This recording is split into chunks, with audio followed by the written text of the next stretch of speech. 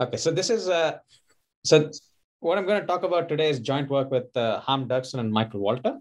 And what we're going to do is we're going to take some problems in statistics, algebraic statistics, let's say, and find our way down to invariant theory, which will then help us resolve those problems. Okay, so I'm going to explain my title bit by bit. Come on.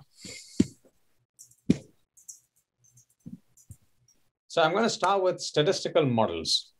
So a statistical model for me is a collection of probability distributions on some space, which for this lecture, for this talk, I'm going to think of as a d-dimensional complex space. It's more natural to do it over the real numbers, but it's easier for me to explain things over the complex, because when I move into invariant theory, things will be easier. Okay, so the kind of problem that people look at in statistics is you get some empirical data. You put some observations based on whatever it is you're looking to observe, and you believe that this data is coming from a probability distribution inside your model, and you want to recover which distribution this is, and so you try to recover the one that most likely explains your data. And but so there's many parts to a question like this, is how you do it and so on. But the sort of question that I'm going to be talking more about is how many samples would you need before this most likely distribution that you're going to pick out is you can pick this out uniquely. And of course I put in brackets almost surely, which basically I want you to think of as long as the data is not pathological. So if the observations you got were all zero, then it's probably not from any reasonable distribution. But if you got any sort of reasonable data, you should be able to pick out one distribution and say, this is the one that most likely explains this data. So that's the sort of question that I'm going to be after. So let me describe what this most likely that I put in quotes should really mean. So I will do this in a slightly more specific context. So I'm going to consider Gaussian distributions on d-dimensional complex space. So these are multivariate complex Gaussians, and the mean is going to be zero. And I'm going, if you're familiar with it, it will be circularly symmetric. Okay, but let me just explain straight out what this means. So a multivariate Gaussian is described by one concentration matrix, which is a positive definite d by d matrix of the complex number. So Hermitian positive definite. And the probability density function is given by a formula that should look familiar to some of you, and should look familiar to most of you, except that many of you would have seen it with a covariance matrix instead of a concentration matrix. And a covariance matrix is basically the inverse of a concentration matrix. I put the concentration matrix because it makes some things look nicer. Okay, so suppose you have m samples. So m samples would mean you have m readings. Each one is a d-dimensional complex vector. Complex vector, not real vector, sorry. Then the likelihood function would just happen to be, if I give you a distribution which is specified by concentration matrix, then what's the likelihood that I saw the samples y1 to ym? You multiply the product of the density functions for each of these samples. Okay, so given some so you have some sample data. Now you pick one concentration matrix. What is the likelihood of seeing this particular data if this was the distribution you started with? And that's the likelihood. And so now you want to sort of maximize this likelihood function. So a Gaussian model is just going to be a subset of positive definite matrices. So you might not want to consider all Gaussians. You might want to consider some subset. How which subsets you want to consider is something that we'll talk a little bit more about. And what you really want to do is you want to take this likelihood function and you want to maximize the value of this likelihood function over your model. And that's going to be the distribution that best explains your data. And it's called a maximum likelihood estimate. Okay. So now I'm going to tell you a little bit about what are the kind of statistical models, Gaussian models I'm interested in. And these are all going to be associated to groups. So I'm going to pick a group, which is going to be a subgroup of GLD, which is a general linear group. And I need a little bit of technical conditions. It should be Zariski closed and it should be closed under adjoints and scalar multiples. I don't want you to think too hard about this. When I start giving you examples, it'll be clear what kind of groups I'm looking at.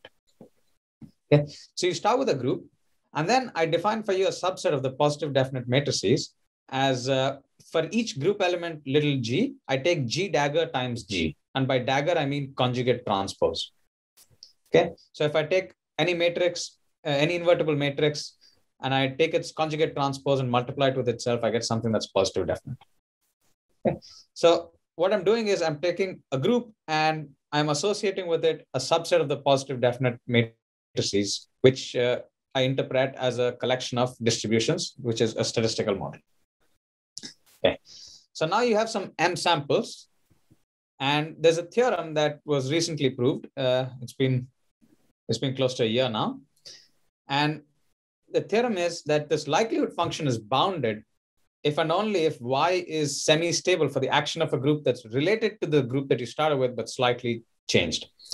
And MLE exists is the same thing as your data, so as y being polystable. And MLE exists uniquely is the same thing as y being stable. Okay, so let me explain these terms step by step.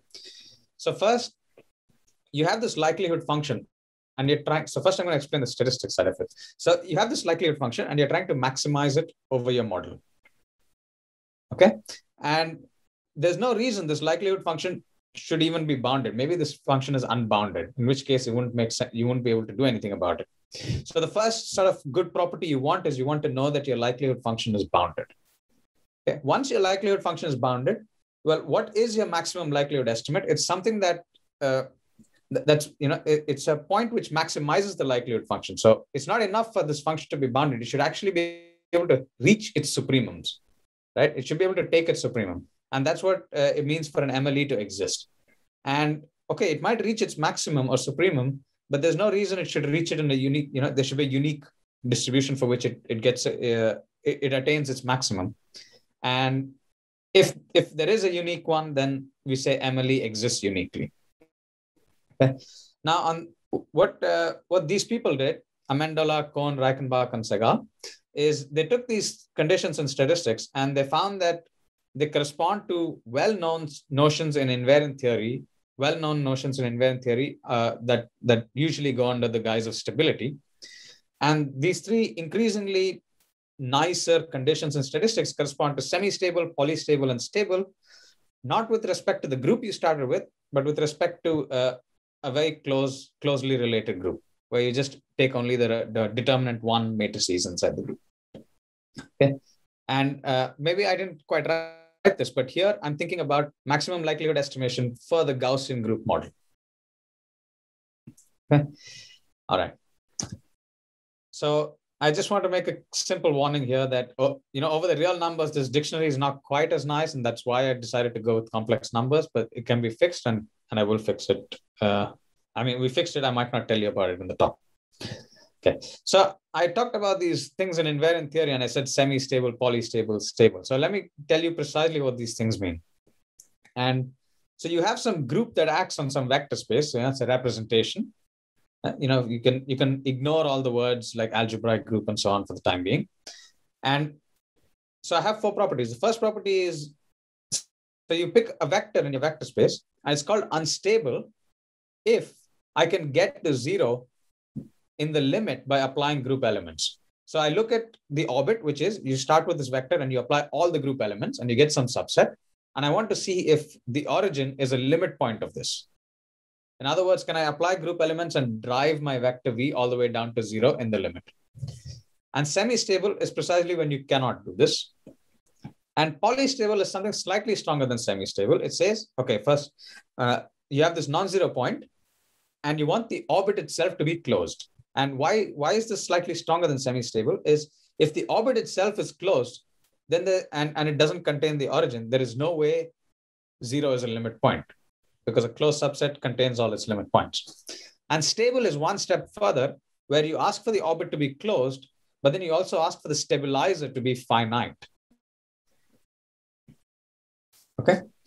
And so here I talked about this closure, and this closure you can think of as either Zariski or Euclidean topology if you're working over the complex numbers. And if you're working over the real numbers, you must take the Euclidean topology. And that's not decided by invariant theory. That's decided by the connections to statistics that were proved by the four authors that I mentioned in the last slide. Okay, so let me try and explain very quickly what the kind of questions I'm trying to study. So you have some group and you have a Gaussian group model that's a model associated to it, backed by a group. And you have some M samples. And the question I'm asking is, so you know the group and you know the number of samples M. Can you tell me with high degree of certainty that your likelihood function or log of it, log likelihood function will be bounded? Can you tell me with high degree of certainty that an MLE will exist? And can you tell me with a high degree of certainty that an MLE will exist uniquely? Okay, so you don't know anything more than just the group and the number of samples. And you're supposed to tell me a yes or no for each of the problems. Okay, so that's the kind of questions that we're trying to study. And almost surely here just means as long as your data is not in some measure zero subset. So if you stay away from a measure zero subset, such a property should hold. And by this correspondence to invariant theory, this is equivalent to asking if this action of G sub SL, this group that's slightly related to, that's related to G, but not quite G, on M copies of C to the D, which is where your data lives, whether you have generic semi-stability, generic polystability, and generic stability. Okay, so now there's one little thing that I will point out. The three conditions in statistics translate precisely to semi-stability, polystability, and stability. But then I took out this almost surely and put in generic. So almost surely means away from a measure zero set. And that's what you would be familiar with if you usually work in the setting of random things and probability and so on. Once you know this phenomenon is sort of algebraic, you can replace almost surely with generic. With generic basically means away from a low dimensional subvariety. Okay. Any low dimensional subvariety is measure zero, but not the other way around. But once you know that this phenomenon has to be algebraic, then you know that this measure zero set would have to be something algebraic. So you can replace that word there.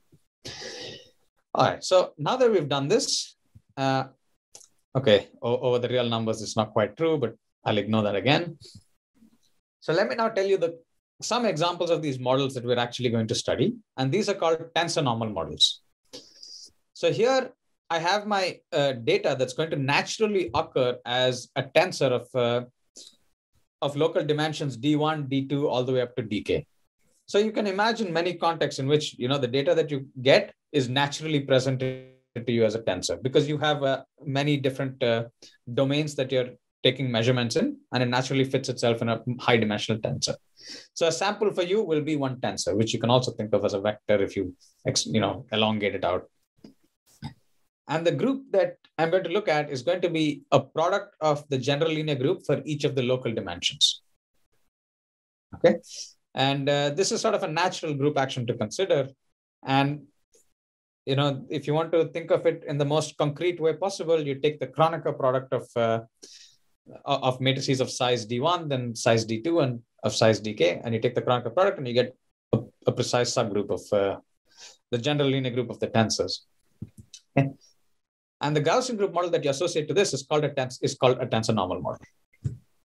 Okay. And what does it consist of? It really just consists of concentration matrices, which are Kronecker products of positive definite matrices of size D1, D2, all the way up to dk.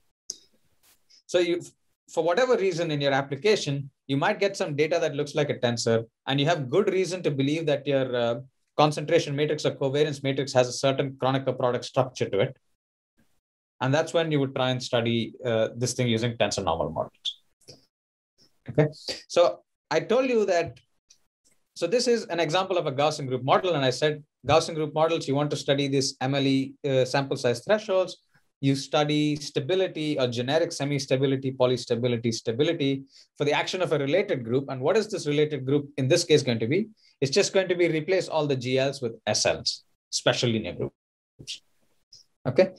So what is the question that we're really after? And, I'm moving from statistics and slowly further into invariant theory. And at some point, I'm going to stop saying any statistical words. And this is that point.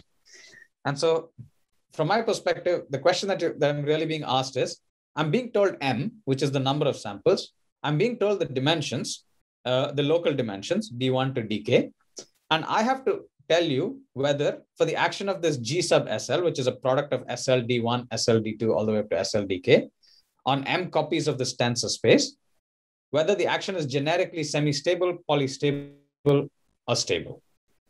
Okay. So an example of this, okay, there's a bunch of numbers floating around, but let me just pull out one specific example and see if maybe some of you have ever, people have all thought about tensors. Many people have thought about group actions. So here's a question for you. If you take a generic n by n by n tensor, is its SLN cross SLN cross SLN orbit closed? Okay. So that's the sort of question that we're looking for. And the answer to this is either yes or no, and we will find out pretty soon. But naively, there are so many ways in which you could approach this question. It would be interesting to know lots more. It would be interesting to know approaches that is not what myself and Harm and Michael have already looked at. Okay, so let me do one easy example. So to make the examples easy, I have to make these dimensions slightly unusual. So I'm going to think of it as two samples, and I'm going to try 4 tensors because I don't want to take too simple an example. And the local dimensions are going to be 2, 3, 5, and 176. And the real feature here is not what these exact numbers are, but this 176 is going to be somewhat larger than the others, much larger than the others. And that's the feature I'm going to use to do this. So the group in this case is a product of the SLs, SL2, SL3, SL5, and SL176. And the action is on tensors of size 2 by 3 by 5 by 176, but 2 copies of that. Okay. And so what I'm going to do is so I want to know if a generic point is semi-stable or unstable. Let's stop there. So I want to know if I take some generic, so if I take a 2 tuple of generic tensors of size 2, 3, 5 by 176, whether I can bring it down to 0 in the limit or not, applying just elements of the group action. Okay, so it's a very simple question. So what I'm going to do is I'm going to tell you that I can do this just by applying group elements of SL176 and ignoring the initial group. So if I can bring you all the way down to 0 in the limit by using just some SL176 elements, then you know it's unstable even if I put a larger group. Okay. So what is it? So if I just think of the SL176 action, then this representation just becomes sort of the standard representation on standard representation of SL176 taken 60 times. Now there's a fact that which I will leave to you is, suppose you look at the action of SLW on W, then no matter what W you started, what little W in the vector space you started with, you can take it down to 0 in the limit if by applying group actions. Okay, so this is a rather simple and easy exercise, which I will leave to you, and I'll give you I'll definitely answer it if people are curious at the end. And sort of, if you know how to do this, then you know that the same thing is going to be true as long as you have M copies of W, as long as this M is smaller than the dimension of W itself. And in this case, if you see, I have 60 copies, and which is smaller than the dimension, which is 176. So that already tells me that for the action of SL176 is generically unstable. And the only feature that you really use was this inequality in dimensions. And in general, that corresponds to this one, where you multiply all the local dimensions except the last one, and you multiply it with the number of samples. That number should be smaller than the last local dimension. If you have it, then the same style of argument goes through. Okay, so there's something that I didn't quite say, but I almost always will assume that these local dimensions are in increasing order. It's an easy way to cut down some work. Okay, so that's the sort of argument that you might try to make. And this, if you walk yourself back, means something in the statistical world, which you may or may not have been able to prove directly. In this case, you might have been able to prove directly, but in general, it's much harder. So I want to sort of give you an idea of what the phenomenon really looks like, to sort of tell you that this problem is a little bit more complicated than you might naively expect. So I'm going to fix the sample size to be 1, and I'm going to look at 3 tensors, and I'm going to look at the local dimensions to be 2, 3, and I'm going to vary the last one. And as I vary the last one from 1 to 7, you can see some sort of oscillating behavior. So I have, when it's just 1, I get generically unstable. Then it goes to generically polystable, but not generically stable. It stays there. comes back to unstable, goes back to polystable, comes back to unstable, and it actually stays unstable if you keep going further. And the reason it stays unstable if you keep going further is basically the argument I gave in the previous slide. Because 1 times 2 times 3, where m is 1 and d1 and d2 are 2 and 3, is 6. And so the moment the last dimension is greater than 6, you get unstable. Okay, so that's just, maybe some of you can see the pattern in this. It definitely was a struggle in the beginning, or rather, I only know of this pattern because I know the final answer. Okay, so let me tell you the strategy that we use, and I will be rather brief about it and try and not give you this. I won't give you some of the, the real hiding details, but I'll try and give you what the idea really is. So there's a two-step strategy that we use. So the first is we prove that, this property of generic semi-stability, polystability, or stability, it's invariant under these things called Castling transforms. And to do this, you need results of Sato, Kimura, Elashvili. I may have missed out some others, but these are maybe like 50-year-old results that exist in invariant theory, which is obviously not that familiar to statisticians. And then once you know that it's, this property, whatever properties you're looking for is invariant under what are these Castling transforms, then you just try and understand what the answer is for minimal elements in each Castling equivalence class. Okay, so I have to explain to you what Castling transforms are, but basically what I'm going to do is I'm going to say, if you are trying to answer this question for certain dimension vectors, then you might as well answer the question for some other dimension vectors. And this will allow me to come down to some minimal class, and then that's one that I have to study. So it's a minimal element in the equivalence class, and that's the one I have to study. So let me explain quickly what Castling transforms are. So if you have some group H that's acting on a vector space W, and the dimension of this vector space is, let's just say n, then you have an action of H cross SLK on W tensor C to the K, where H is acting on W, and SLK is just acting on C to the K by matrix vector multiplication.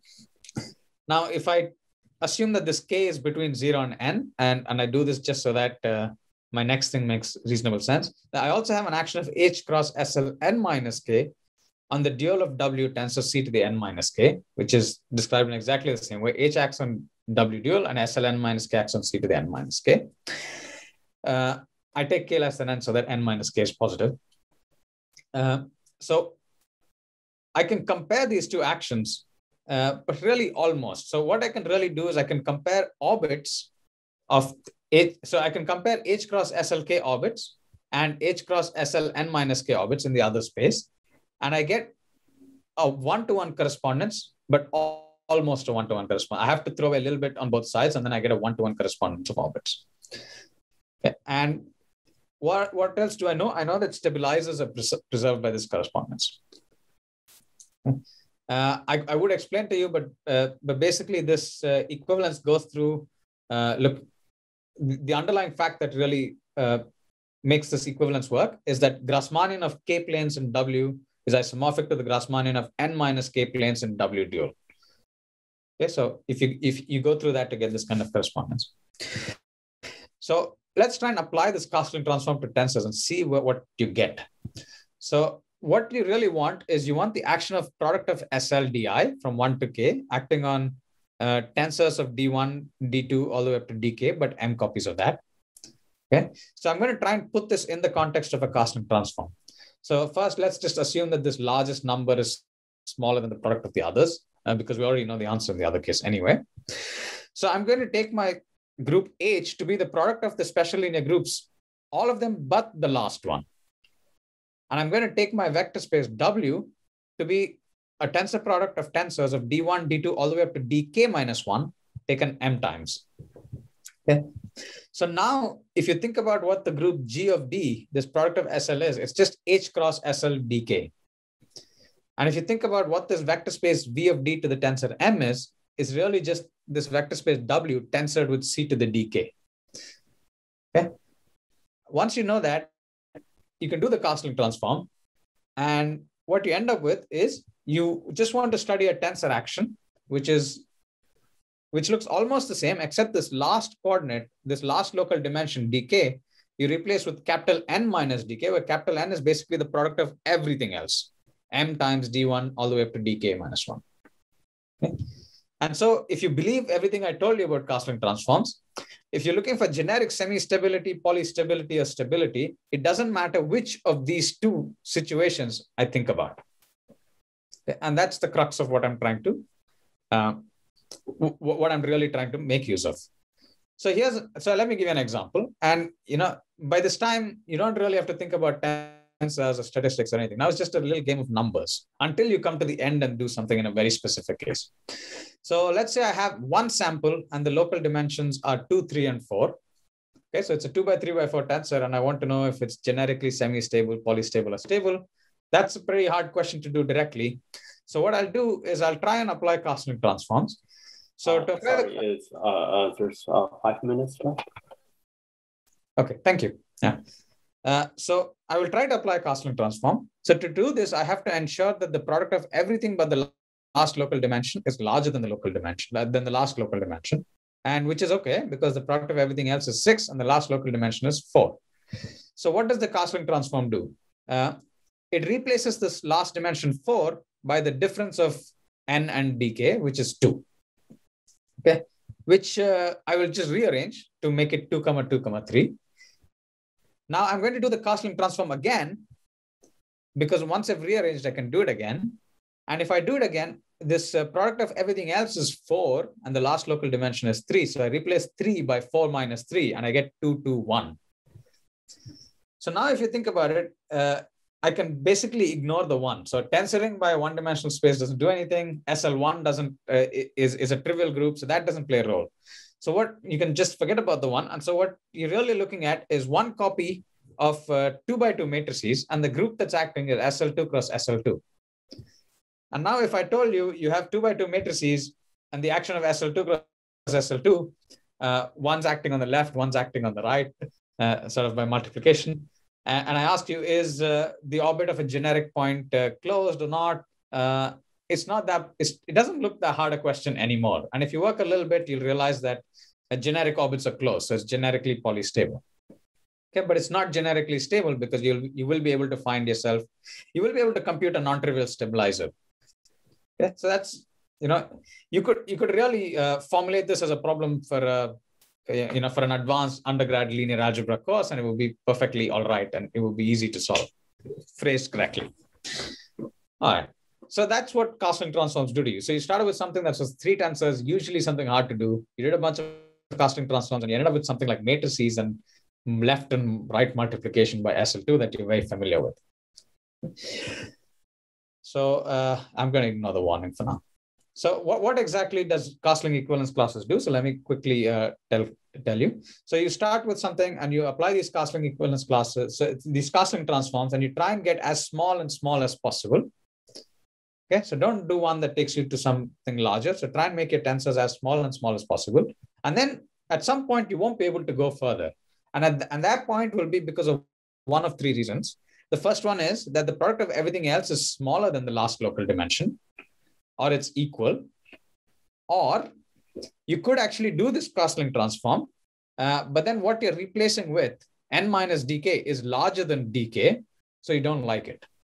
And that happens precisely when dk is smaller than 1/2 times n, less equal 1/2 times n. And so what I've come down to is, instead of looking at all these really, really complicated possible choices of local dimensions and this thing, I've come down to 3 cases with some sort of feature in there. And in the first case, you will get generically unstable, as we sort of argued in the first example, where one local dimension is just too large for the others to compensate. And in the second case, you will get generically polystable. Again, is very close to the example that I just discussed. And in the final case, which I don't have the time to tell you the details about, you get generically stable, but with just like a couple of exceptions. But these are all things that, many of these things were already known, and some we had to work out just a little bit more. And this is the part that sort of requires non-trivial amounts of representation theory, which I will not have time to tell you. But then at the end of it, you can come with a final answer, and it looks not very pretty, but it looks complete. And so I will leave you with the final answer. And basically what we do is we define a bunch of quantities, R, G max, and delta, And each of these quantities is actually invariant under Castling transforms, which you can just sort of check by hand. And what we can tell you is compute these quantities. So earlier you'd think, okay, I have to do this Castling transform over and over and over again until I fall into a minimal class. But we're saying we worked that all out and you don't have to do it. You just have to compute these three quantities. And based on what these quantities are, I will be able to tell you whether you have almost surely an MLE, whether your log likelihood function will be bounded, or whether you have almost surely a unique MLE. And the answer is what it is. It's not, it's not very enlightening, but it's at least a complete answer. So with that, I'll stop now.